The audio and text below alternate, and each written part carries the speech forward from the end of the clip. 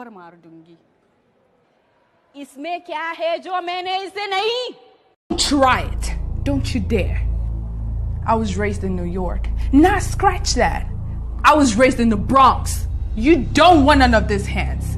Okay, Marina, don't toy with me. San jagal gala ki baki sani ba ko? I want to see you try it. Try it.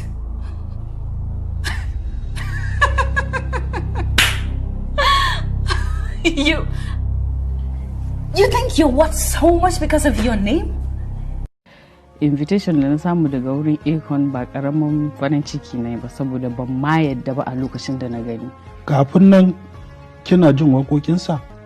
Kuna da alaka da shi ko kuma a'a wannan ne lokaci na farko da wata mu'amala ta haɗa ku?